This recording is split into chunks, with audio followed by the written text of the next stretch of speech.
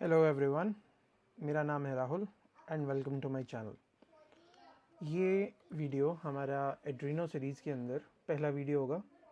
हम इसके बाद और भी वीडियोस बनाएंगे जिसमें हम ये सीखेंगे कि एड्रीनो बोर्ड्स और different other boards, micro controller boards के ऊपर प्रोग्रामिंग कैसे करते हैं और उनके साथ डिफरेंट प्रोजेक्ट्स बनाएंगे, लाइक ब्लिंकिंग एलईडी, वाईफाई से कनेक्ट करना, रिले से कनेक्ट करना और दूसरे माइक्रो कंट्रोलर बोर्ड्स के साथ में भी काम करेंगे।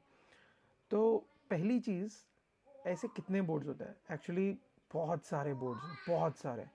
सो इस बात से डरने की कोई ज़रूरत नहीं है। हम धीरे धीरे स्टार्ट करेंगे, पहले एक बोर्ड, दो बोर्ड, बट बाकी सारे बोर्ड्स का ऑलमोस्ट लॉजिक सेम है। एक बार हमें समझ में आने लगेगा तो हम बहुत जल्दी कैचअप कर लेंगे। तो अगर ये आपको वीडियो देखनी है और सीखना है आर्डुइनो बोर्ड्स के बारे में, तो बने रहिए आगे इस वीडियो में और इसके बाद में आने वाली और भी वीडियोस के लिए। तो जल्दी से लाइक और सब्सक्राइब कर लीजिए। तो ये है हमारा सबसे पहला बोर्ड जिसका नाम है आर्डुइनो ऊनो R3। ओके, ये बोर्ड सबसे बेसिक बोर्ड कहलाता है। अगर हमें माइक्रो कंट्रोलर सीखना है तो हम सबसे पहले एडवाइस करते हैं कि इस बोर्ड के ऊपर आदमी, कोई भी बंदा इसको सीखे। तो हम इसी के साथ में स्टार्ट करेंगे। वैसे मेरे पास और भी बोर्ड्स हैं, जैसे मेरे पास एक पिको बोर्ड है, मेरे पास एक आर्डुइनो का ही नैनो बोर्ड है, और फिर मेरे पास एक ESP, ये ESP32 बोर्ड है, और ये इसका यानी 8266 बोर्ड है। ये वाईफाई इनेबल्ड बोर्ड्स हैं, इनमें वाईफाई और ब्लूटूथ दोनों होता है। ओके, इन बोर्ड्स के अंदर। और रिसेंटली मैंने एक बोर्ड और ख़रीदा है, वो है आर्डुइनो ऊनो R4। इसके अंदर वाईफाई, ब्लूटूथ एंड साथ में एक LED मैट्रिक्स भी है। तो अगर आपके पास इनमें से कोई सा भी बोर्ड है या और भी कोई बोर्ड है तो भी आप मेरे साथ फॉलो ऑन कर सकते हैं। ऐसा नहीं है कि आपको सिर्फ आर्डुइनो ऊनो ही चाहिए। बट अगर आप फर्स्ट टाइम स्टार्ट कर रहे हैं, आई वुड सजेस्ट कि बाय दिस बोर्ड। ज़्यादा महंगा नहीं आता, 300-400 रुपये का आता है, अमेज़ोन से ख़रीद सकते हैं। मैं कोई लिंक विंक नहीं देना चाहता, अगर चाहिए तो दे दूँगा, मेरे कोई एफिलिएट लिंक्स भी नहीं है। तो चाहो तो कहीं से भी बाय कर लो, लेकिन सबसे सस्ता आपको यूजुअली मिलेगा, कई सारी साइट्स हैं, like not Amazon and Flipkart, but like Robu और कई सारी और भी साइट्स हैं। गूगल सर्च करो और ढूंढ लो, ठीक है। But usually they will take some shipping, वो 80-90 रुपए तक की शिपिंग लेंगे, depending upon your area to area.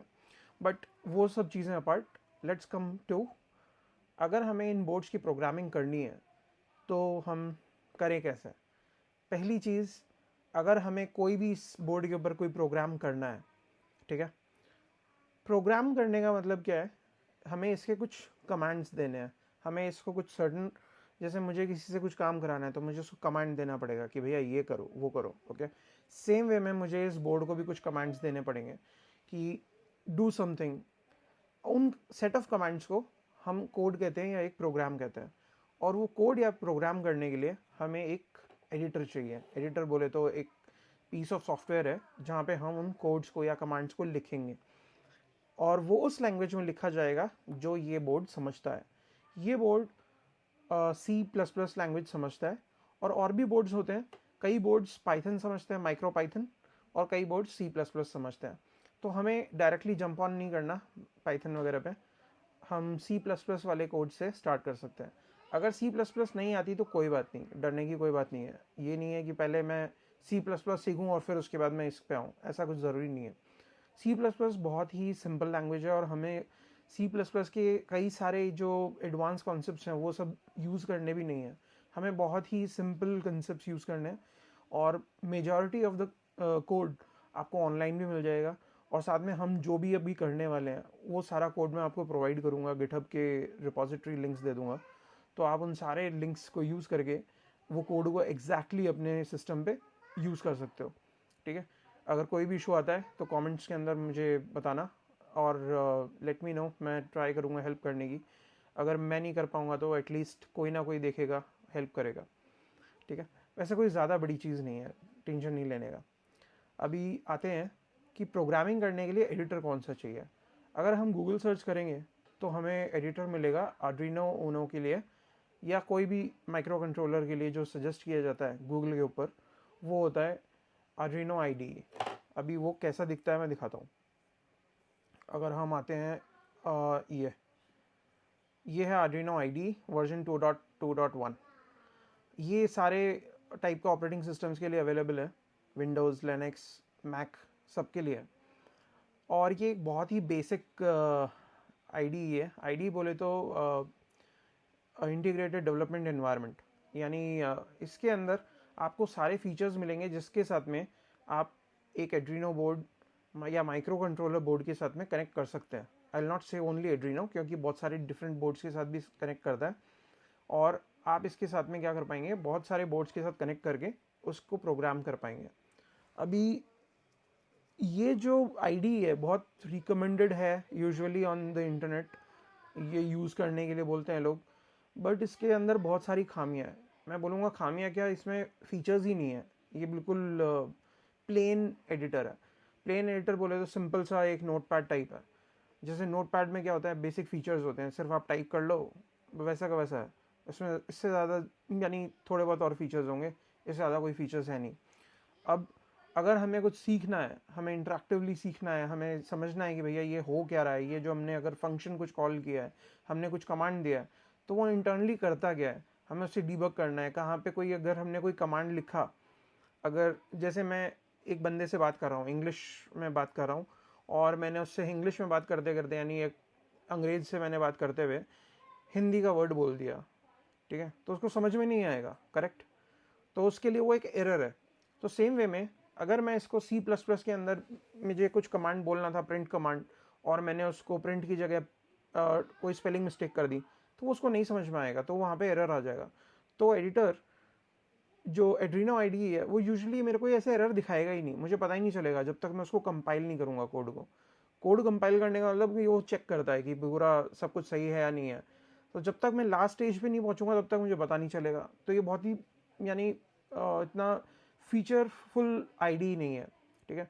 तो इसलिए मैं सजेस्ट करूंगा, don't go for this, rather go for another IDE which I will suggest you, which is visual studio code. Visual studio code को हम डायरेक्टली यूज़ नहीं कर सकते इसको प्रोग्राम करने के लिए, हमें एक एक्सटेंशन इंस्टॉल करना पड़ेगा उस पर। तो ये है प्लेटफॉर्म IO, और प्लेटफॉर्म IO के ऊपर हमें 40+ प्लेटफॉर्म्स, 20+ फ्रेमवर्क्स और 1500 बोर्ड से ज़्यादा हैं और 13,000+ लाइब्रेरीज़ हैं जो ये सपोर्ट करता है। तो ये एक्सटेंशन हम यूज़ करेंगे और इससे हमें बहुत सारे इंटेलिजेंस के फीचर मिलते हैं। यानी कि अगर हमने कहीं पे टाइप करते टाइम ही कोई गलती की है तो वो हमें इमीडिएटली प्रॉम्प्ट कर देगा कि ये आपकी गलती है, हमें बिल्कुल लास्ट मोमेंट पे जाके नहीं पता चलेगा। तो और भी कई सारे फीचर्स हैं, जैसे मैं लाइब्रेरी के कोई फंक्शन है, उन फंक्शन को ओपन करके देख सकता हूँ कि वो फंक्शन कर क्या रहा है इंटरनली, मुझे याद नहीं करना पड़ेगा। मैं टाइप करूँगा तो वो इमीडिएटली मुझे आगे बताएगा कि ये फंक्शन आप यूज़ कर सकते हो, ठीक है। तो इस टाइप के इंटेलिजेंट फीचर्स प्रोवाइड करता है ये IDE।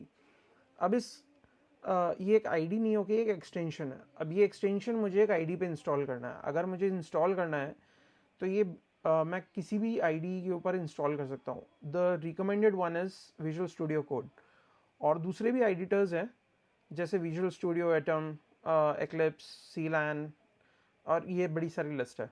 अब इसमें से कई सारे क्या है, पेड हैं, कई सारे फ्री हैं। तो यूजुअली लाइक अगर कोई बंदा स्टार्ट करेगा फर्स्ट टाइम तो why will he go for a paid one, ठीक है।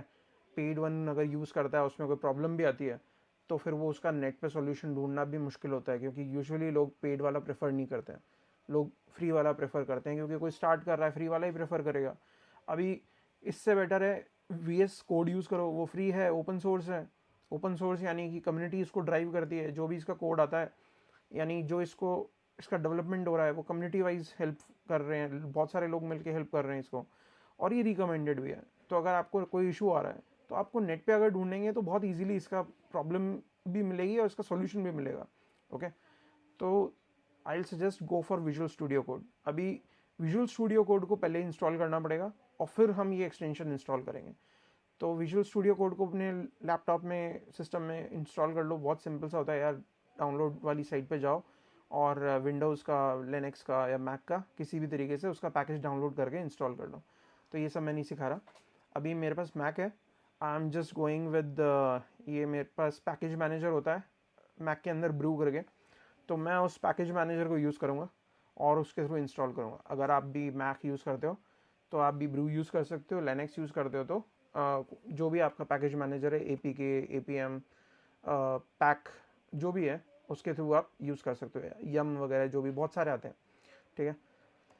अभी मैंने ब्रू किया, ब्रू इंस्टॉल, और ये इसका मैक के लिए कमांड है, brew install cask visual studio code, ये मैंने किया। अभी इससे मेरा विजुअल स्टूडियो कोड इंस्टॉल हो जाएगा। So just give a minute.